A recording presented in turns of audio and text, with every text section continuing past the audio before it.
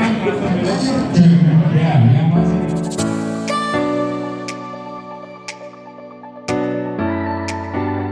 harus menjadi gaya hidup, harus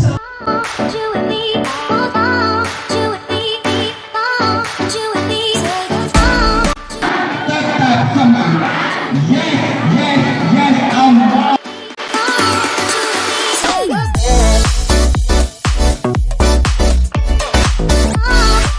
Lalu ada yang membuat suatu aksi memotivasi masyarakat untuk kembali ke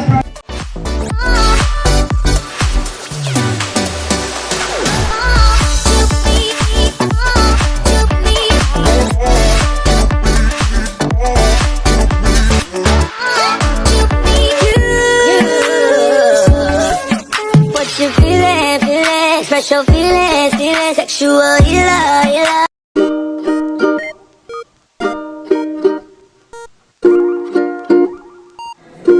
pemandu sudah menjelaskan, kamu cuplek videonya. Pas ini adalah tanaman.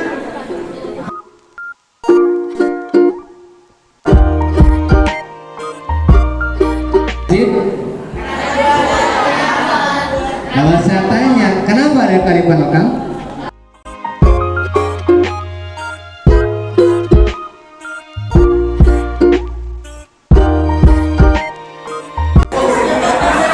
Boleh dibawa, boleh cium.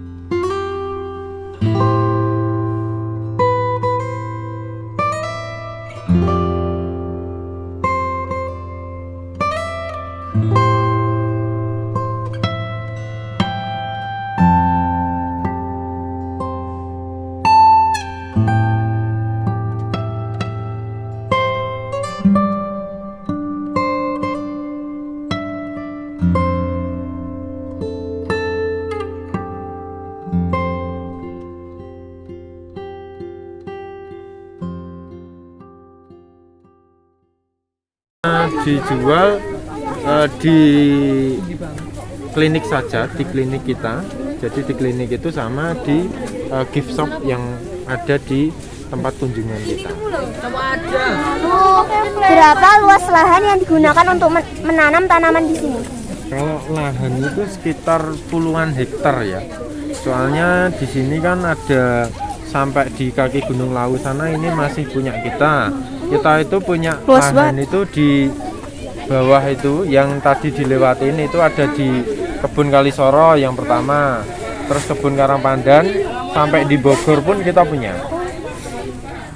Ini Gunung Lawu kan, Mas? Iya, yang di atas Gunung Lawu. Percaya mitos yang apa Sunan Gunung Lawu itu? Ya, kalau orang Jawa tetap percaya.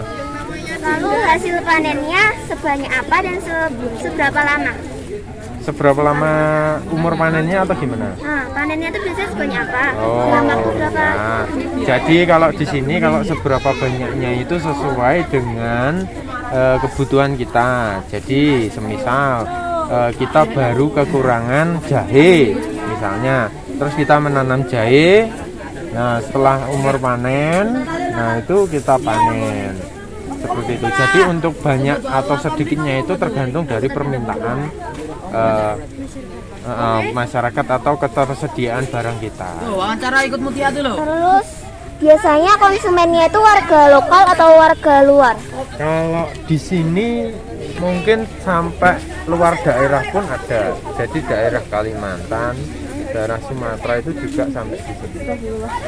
Itu mungkin ya se-Indonesia lah sudah ada di sini. Sudah pernah ke sini. Kalau di sini kan dulu basicnya itu adalah penelitian tanaman obat, dan itu paling besar di Indonesia itu ya di sini di Taman ini. Terus selama ini adakah sosialisasi manfaat tanaman herbal kepada masyarakat sekitar, ada nggak? Ada. Kita juga mensosialisasikan, terutama kita waktu ada kunjungan seperti ini ya, misalnya ya, kita kan dibekali dengan pemandu mungkin seperti saya. Nah itu kan supaya masyarakat itu tidak hanya jalan-jalan saja, tapi masyarakat juga tahu khasiatnya itu seperti apa. Kalau sosialisasi ke masyarakat juga kita lakukan. Itu ada di mungkin ke Dinkes ataupun waktu pasien sedang menunggu jamu yang kita racikkan itu biasanya kita ada kuesioner juga. Ya itu aja sih. Terima kasih ya. Terima kasih banyak. Terima kasih Pak. Terima kasih.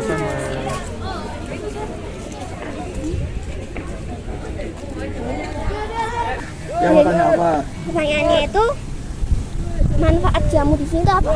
Manfaat jamu kalau di sini itu dikasihkan ke pasien yang mempunyai keluhan penyakit. Biasanya dikonsumsi oleh para yang sudah sepuh atau yang sudah berumur, yang sudah mengalami degenerasi fungsi organ, kayak kolesterol, kayak diabetes, kayak gitu. Lalu keunggulan apa saja yang berada di produk jamu tradisional di sini dibandingkan dengan obat yang tidak tradisional? Kalau dibandingkan tidak tradisional, yang konvensional, yang kimia. Iya, yang kimia. Kalau yang tradisional, yang jamu itu lebih aman dikonsumsi oleh tubuh. Untuk efek ke tubuh itu sangat minim. Jadi kalau kimia kan bisa merusak fungsi ginjal, tapi kalau jamu itu aman dikonsumsi setiap hari dalam jangka panjang, itu aman. Lalu di sini itu pekerjaannya itu diambil dari warga lokal atau warga luar lokal atau gimana? Kalau di balai besar itu kan total pegawainya ya ada sekitar 250 atau 230 sampai 50. Nah, itu 40% itu PNS. Jadi kalau PNS kita kan ada yang dari luar daftar gitu ya. Nah, itu kalau yang selain PNS itu dari warga sekitar dikerjakan di sini. Dan di sini pegawainya basic pendidikannya macam-macam. Ada yang dari dokter, ada yang perawat, ada yang apoteker, ada yang jamu, ada pertanian, ada biologi, ada yang SMP SMA, sangat heterogen. Terus best seller di sini itu penjualan apanya? Kalau di sini sebagai jamu tidak dijual umum ya, tapi kalau yang bahan baku itu bisa dijual umum atau yang mau beli bisa. Tapi kalau yang best seller, kalau yang untuk jamu ke pasien biasanya wasit atau ambeien kolesterol, diabetes kayak gitu, atau tensi tinggi. Kalau yang buat bahan jamu yang dijual umum itu biasanya CKJ, yang minuman instan, atau yang bahan tadi kerangian, woceng, terus kunyit kayak gitu, atau